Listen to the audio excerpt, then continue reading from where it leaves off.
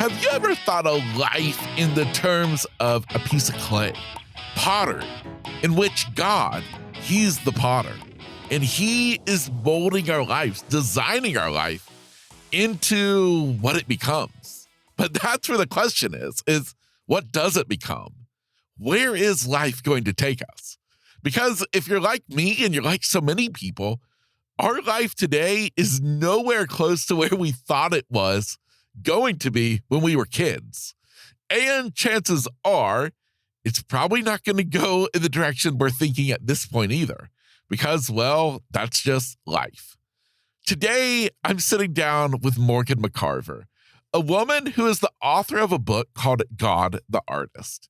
Morgan, she's an artist herself. Matter of fact, she's a potter. But that's not where she started. And that certainly wasn't her plan.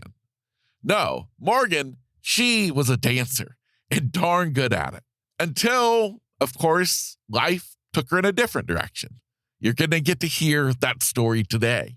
Today is equally her story as well as God's story of His work in her life, His work molding her, shaping her into the beautiful piece of pottery that she is, while at the same time, she talks with us about her story and the story of her book, God the Artist, how she takes us through the process of making a piece of pottery guided by the Bible.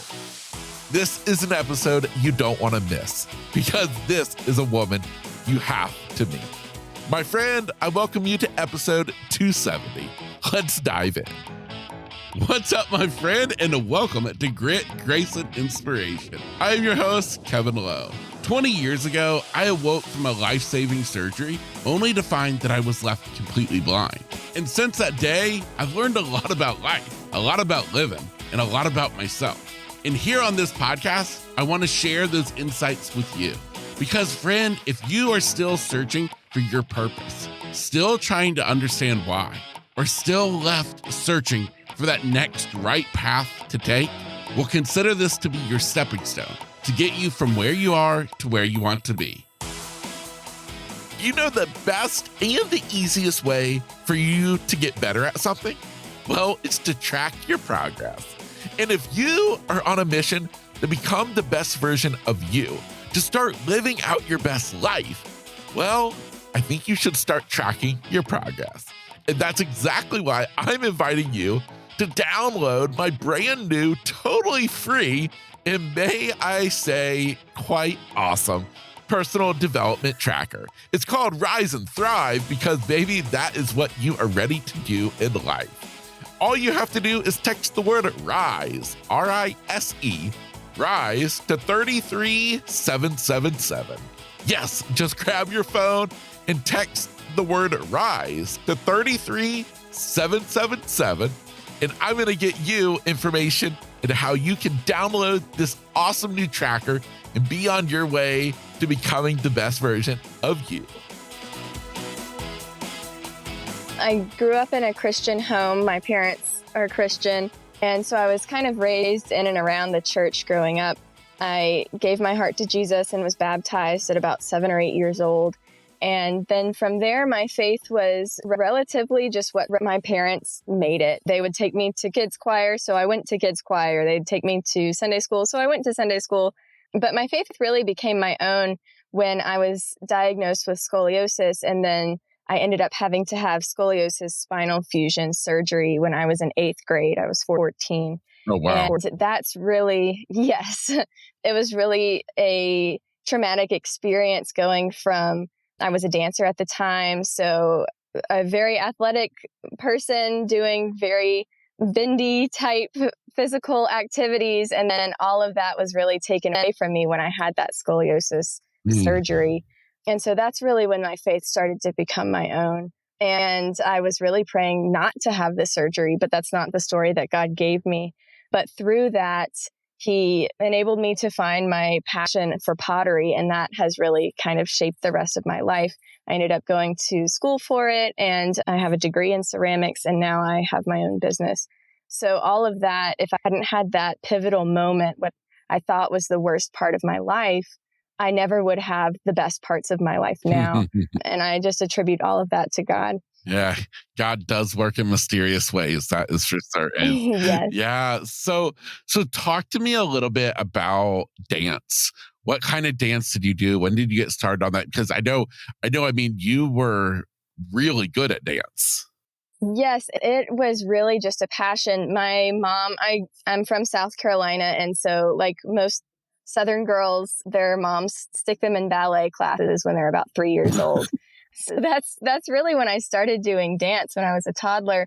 But I really fell in love with Irish step dancing, actually. It's like really intricate footwork and high jumps and kicks. And you have two different types of shoes, some that are soft shoes and then some that are harder that you're trying to make loud noises and different things with. And so I started doing that competitively.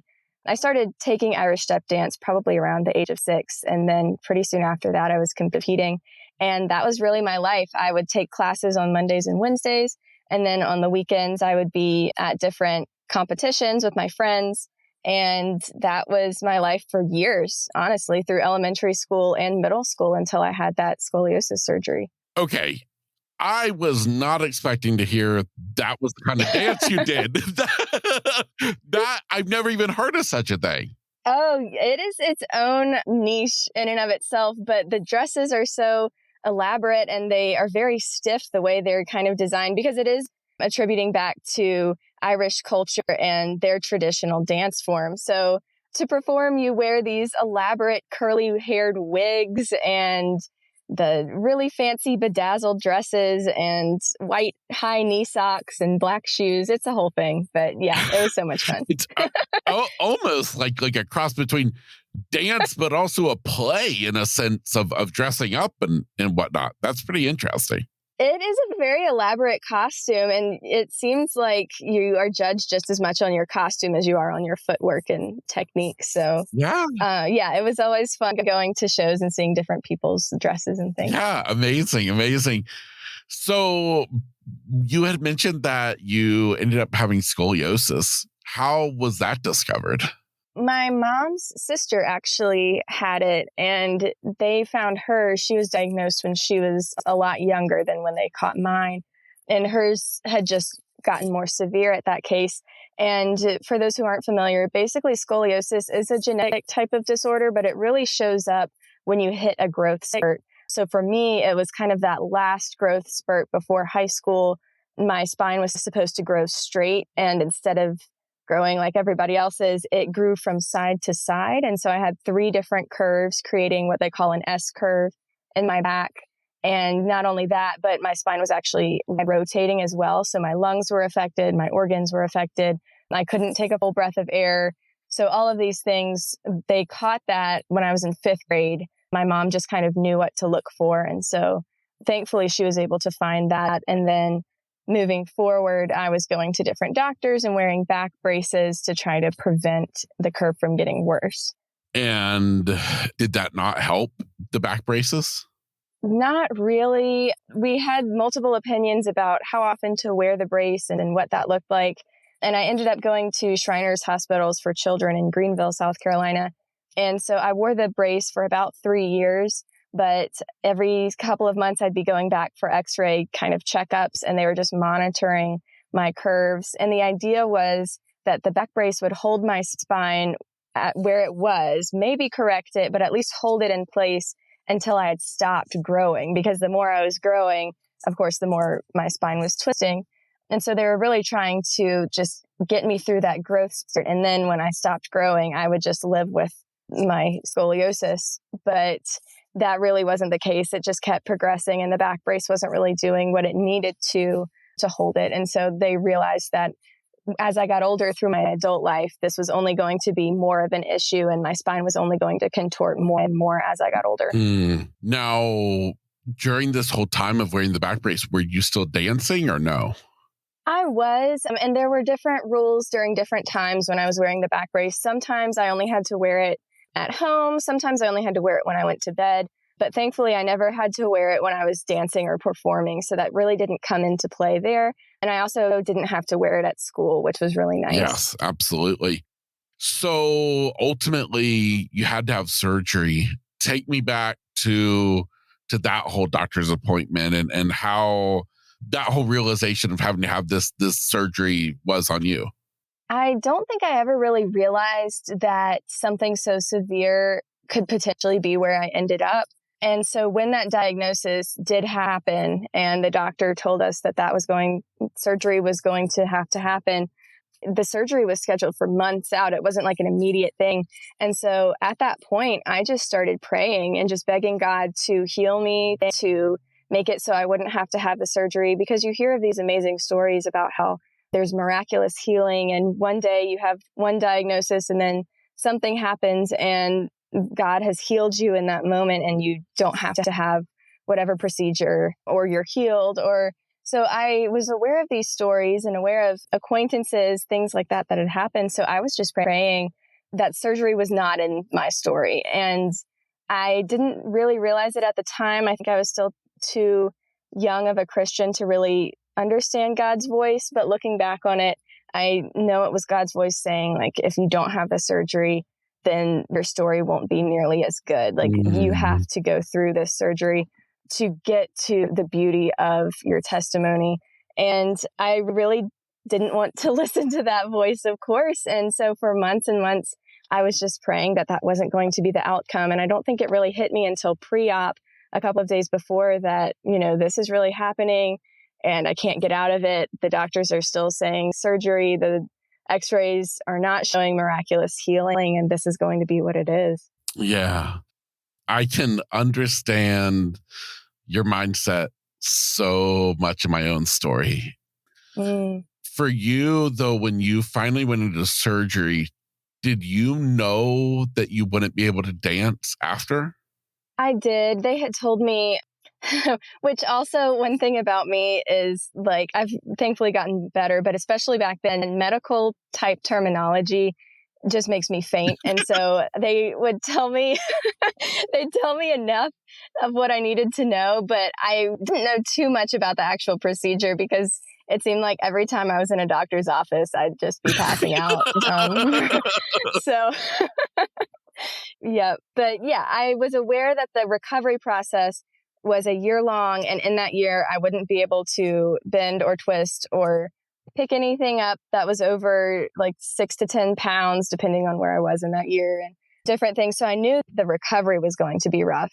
I don't think I was really prepared for the mental aspect of just everything, the surgery, the physical change. All of that was just such a mental, I guess, explosion is a good way to put it, that I wasn't really prepared that all of these things were going to affect me mentally as much as they did. Yeah, absolutely. So how old were you when you actually had the surgery?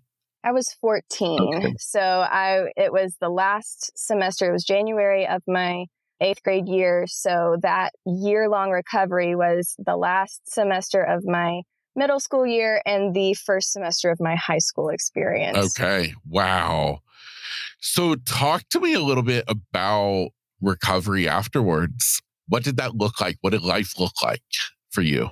For that year, for most of the year, it meant carrying a pillow everywhere I went because chairs were not compatible. Now my back is just completely fused with 2 titanium rods and 18 screws. So the curvature of my back does not necessarily fit your standard chair. And unlike a normal human body, I can't conform my spine to that. I still forever will just have zero movement or flexibility in my spine. So for that time, it meant carrying a pillow so I could lean against something.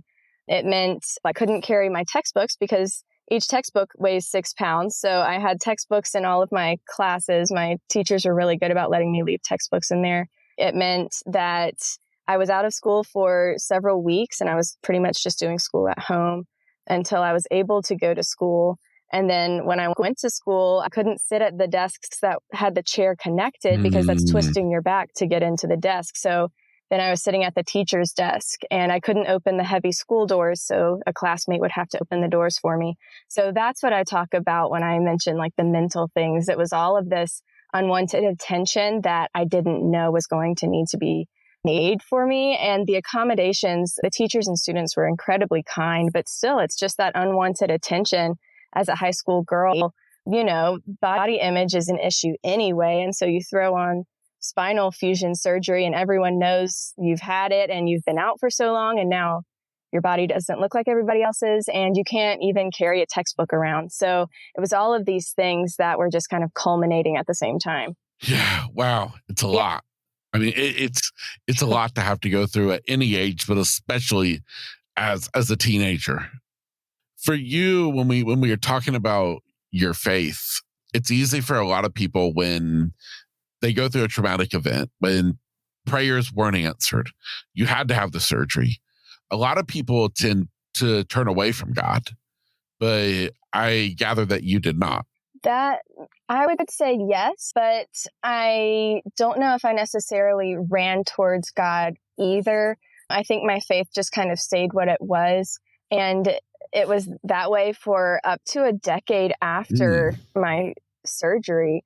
Just, remembering that God is faithful, telling these truths to myself about God isn't focused on my outward appearance. God cares about my heart. My physical body is not nearly as valuable to him as my soul is. And telling myself these truths, but not necessarily truly believing them and not really understanding why he gave me the journey and the experiences that I have until a decade after, because I didn't talk about my surgery for that 10 years.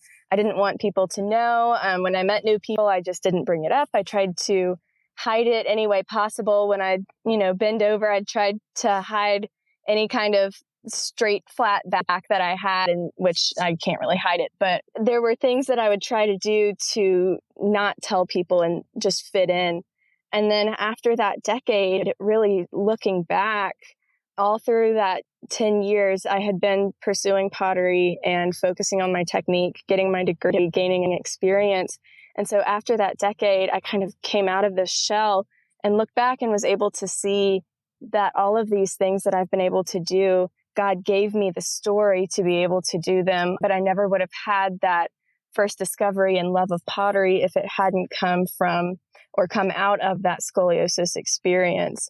So my faith actually, after that 10 years, it's just been so strong. And now I'm really trying to catch up on all of those years that I missed, telling everyone about my testimony, because now I'm able, I'm out of the thick of it. I'm able to look back with clarity and see that this story could only have come from God. No one goes from a major spinal fusion to pottery because the clay is heavy. It weighs 50 pounds and you have to bend your back over a pottery wheel. So there's a lot of things in the studio that I have to make accommodations for myself. It's not a natural transition, but it's the story that God's given me, and seeing that and seeing him work through that just makes me want to tell everybody about it. Yeah, that's so beautiful, so powerful. Pottery, how did that enter your life? It really came about when I was recovering during that summer break. I didn't have my dance friend group because I couldn't go to dance during that time. And I didn't have my school friend group because school was out. And so my mom just signed me up for a pottery class, just get me out of the house, back into civilization, just a week-long kids camp. And that really was pretty much my first academic introduction into pottery. I had played around with clay and Play-Doh growing up, but this was my first real kind of lesson in ceramics. And I just loved it. I loved the personal connection of directly touching the clay with your fingertips and manipulating it in that way. And the clay was so flexible compared to my now rigid body that I wasn't able to be flexible and dance anymore, but I could get so much movement and creativity out of the clay that I was just really drawn to that kind of relationship with an art medium. And so from there, I just kept signing up for more classes and trying to get into the studio every chance I got. And it was just amazing to see how I found a community there as well. It was mostly retirees because they didn't really offer classes for teenagers. So I was with people 30 plus years older than me, but they were just so kind and welcoming to let me come into their space and work alongside of them and learn from them too. Yeah, amazing. Oh my goodness. So now, as you kind of developed your skill and your talent for doing pottery, is there a particular style that you feel like you excelled in or you enjoyed more than another? I would definitely say that when I was starting out, hand building was what I was really drawn to, which is basically manipulating the clay with your hands, not necessarily using the pottery wheel, because the pottery wheel was a struggle for me just because of my physical limitations and my back. And then strength wise, my muscles had atrophied because I hadn't used them like that. And I wasn't supposed to lift. So there were elements of strength that I just couldn't perform on the wheel for a while. So I really started out with hand building. And then from there, when I got to college, my work really progressed into slip casting. So if you're familiar with like Wedgwood pottery, it's kind of that style of just working with molds and different aspects of that. I make a lot of plaster molds in my work and incorporating porcelain clay with like floral designs as well. So it's interesting to see kind of how my work has progressed, and it's becoming more and more dainty, if you will. Yeah, I love it. I love it. Now, so you mentioned that you actually went to college and got a degree in this? I did. I went to Anderson University in Anderson, South Carolina, the South Carolina School of the Arts, and it's one of the few places you can still major in ceramics specifically. Wow, amazing. Now, when you were in college and you're going through getting your degree and stuff, what kind of ideas did you have for after college? As far as, did you know right away, like, I want to move to a certain city, open my own studio? Like, what were your plans, and how did those plans kind of align up to where you are today? Honestly, my plans did not align up to where I am today. Welcome to life. Yes. Yeah. Exactly. It's amazing. And I think it's one of the things that really kind of tuned me into, oh, this is where God wants me, and recognizing, like I talked about, recognizing that God has given me this story of the experience of pottery like he has, because originally I applied to go to school to do art education. And before I even got there, a mentor convinced me to switch my major to ceramics. And even in the ceramics program, as much as I loved it, I was telling people I was going to be an event planner and I was going to work in hospitality. I graduated in 2019, so COVID hit a year later. Hospitality obviously was not really what it could have been at that time. So all of these different things kind of kept interfering with what I thought my best plans were, because of course, all during the 4 years, people were telling me, you can't do anything with a ceramics degree. Why are you going to school for this? Like, why are you wasting time and money on this? But I just knew that that was what I loved. And my parents were really great about letting me pursue my passion. But from that, I ended up going to work for a ceramic supply distributor, one of the largest in the nation. I worked for them for about 2 years, doing customer service, help desk type questions, even to the point of teaching classes, private lessons and summer camps, things like that. And then from there, like I mentioned, it was kind of in the throes of COVID, the thick of it. And so I wanted to focus on my own work, get out of retail, so to speak. And that's what actually brought me to Asheville, North Carolina, to work for a potter in her studio as her studio assistant and really help her with her business. But also at that time, I was kind of learning what it looks like to run your own business, your own pottery business. How do you set up a booth for festivals? How do you photograph your work appropriately to get into galleries? So all of these other aspects that I hadn't learned in the retail setting, I was now learning in the personal business type setting. And eventually, I realized, I am pursuing this, but also the Lord has given me all of these opportunities to be able to pursue it, because I've been trying to jump ship this whole time, and the Lord's constantly bringing me back. So I love it. Don't you sometimes feel like God's just looking down on us? And it's like, oh, Morgan, if you would just listen to me, like, stop trying to go your own way. I'm trying to show you the way. And, it's truly like a parent, a father with their child.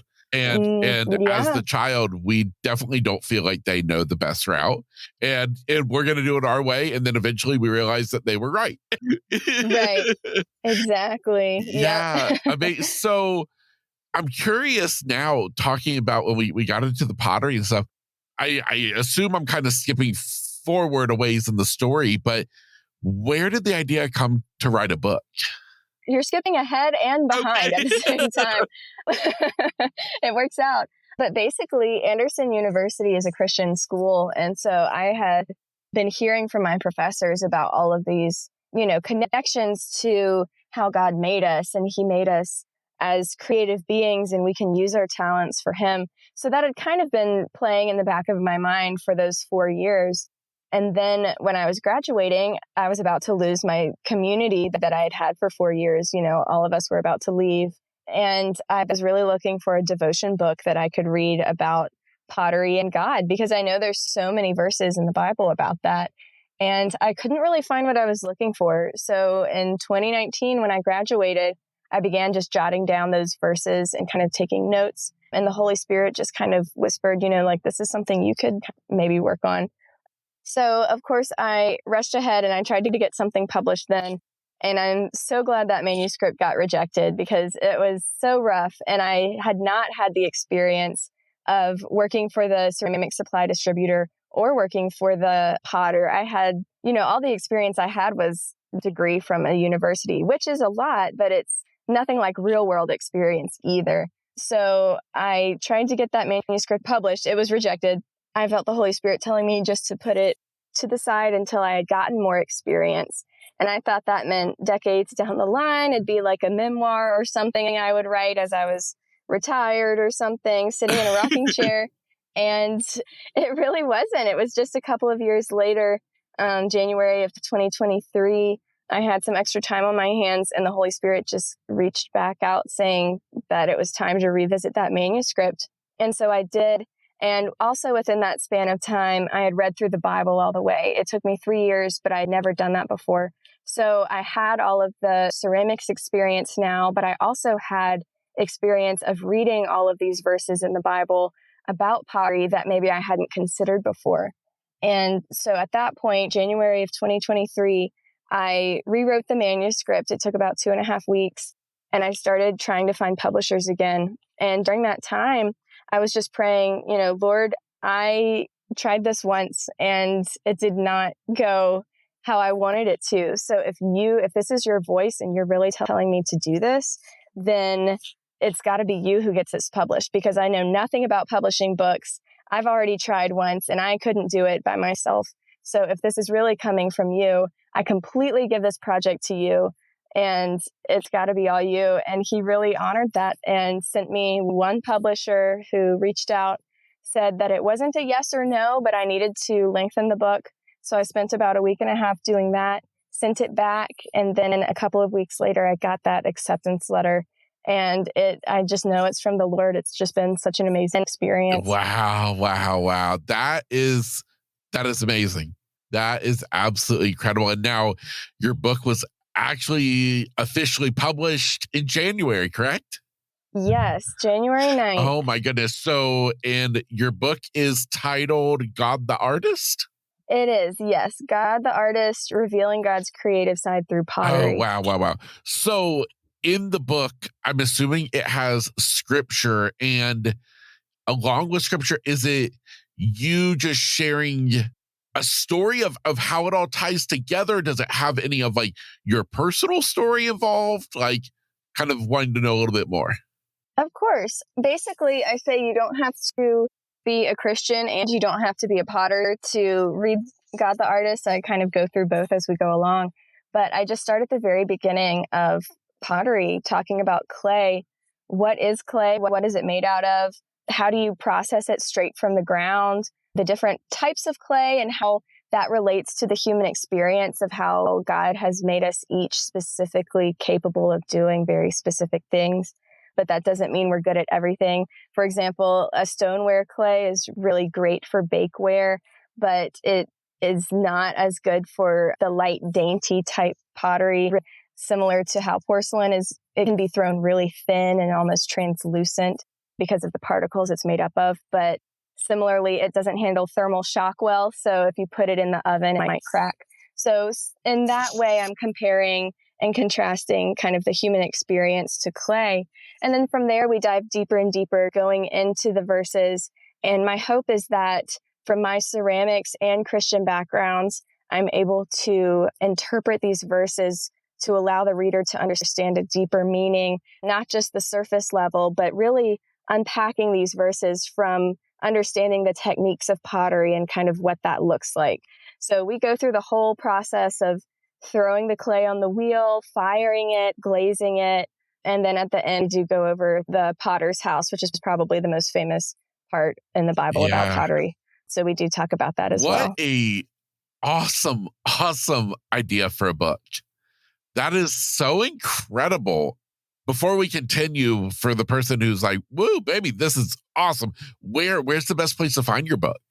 Of course, pretty much. It's published traditionally. So anywhere books are sold, you can grab a hold of it. But if you go to my website, www.morganmccarver.com, I provide links there for places like Barnes & Noble, Target, all those good places to go ahead and order a copy. Okay, fantastic. Well, I will be sure that links to that are left inside the show notes for anybody who is interested in wanting to get hold of your book. That's incredible. Another question I Thank you. have for you is, what is it like I'm talking about an industry, the art, like kind of like the artistic industry, or, I'm calling it industry, but the art scene or whatever. How is that for you being a Christian? Like, do you find a lot of people are Christian that you're around, or not? And I'm kind of curious about that. That's a great question. And I love telling people about this because I grew up in upstate South Carolina. So the art scene wasn't terrible. There were different, grants or competitions, things to do, but there's a guild, but it's not like Asheville, North Carolina, which is known as like one of the art hubs of the South, so to speak. And so moving to Asheville, for those who don't know, it's not really advertised as Christian. So I was moving from a small Christian town to a larger touristy art town that is not Christian. And what I was able to really see and discern, which just blew my mind, was the Christians in Asheville have to be stronger about their faith because there's so much pulling them away and there's so much temptation in the area. So when I grew up around Christians, everyone went to church because nothing else was open on Sundays. So everyone said they were a Christian. I went to a Christian school. I went to a Christian college. We really didn't talk about it that much because we all thought we were on the same page, which that should be the safest space to talk about it. We should be sharing our faith and encouraging others and asking questions if we are in that space. But that was not my experience. So moving to Asheville, I have a lot of friends who are not Christian, but I also have a lot of friends who are, and they have really challenged me in my faith. And I've grown so much in my faith because I moved to this city by myself. I didn't know anyone except for I had met my boss, the potter. I had met her like once in person. And so I moved up here not knowing the area and not knowing the safe parts of town, not knowing family members, friends, anyone really to live with. And so my faith really grew on my own that way, but then also noticing what's around me. And there's so many temptations. There's so many activities to do on a Sunday morning that you have to make a choice to go to church and you have to choose to share your faith and to really reveal to others that you're a Christian. It really has challenged me in that way and has allowed me to witness to my friends who aren't Christian in a way that I didn't really get that opportunity when I was in South Carolina. It's very interesting. It's very interesting, the different areas, the different demographics. And I mean, I think I must applaud you as a young woman in this vibrant city to stay true to your faith, because it's not always the easiest thing to do that when you have all of these temptations pulling you in other directions. I mean, it's completely God just giving me the grace to want to pursue him more. And there's nothing that I can do to make myself want to love him more. It's him giving me that grace to want that. I love it. I love it so much. So what's on the horizon? I mean, you just had your book published, but what's on the horizon? If you, we've obviously learned that, well, what the heck's the use of planning, because God's got his own plans. But I mean, what is on the horizon for you with life, with pottery? Yeah. Let's hear it. I've immediate horizon. I've got a solo exhibition coming up this spring. So I'm working towards that. And then from there, I've done a residency in Blowing Rock for the past 2 summers. So I'm hoping to be invited back this summer. So hopefully that's kind of in the works as well. I'm working on some new designs and things. So hopefully I can kind of refresh my work for the upcoming festival season that starts in the fall. But also I know it's not happening right now because of the way the world is, but it's a desire of mine to go to the Holy Land. I would love to see all of the pottery. I've just heard so much about the pottery of that area and seen pictures. I'd love to kind of see that in person. So that's a little bit farther off on the horizon, but definitely still a goal of mine. Yeah, I love it. I love it so much. For anybody who finds themselves in Asheville, where can is there a place that they can actually come, like a gallery to see your pottery?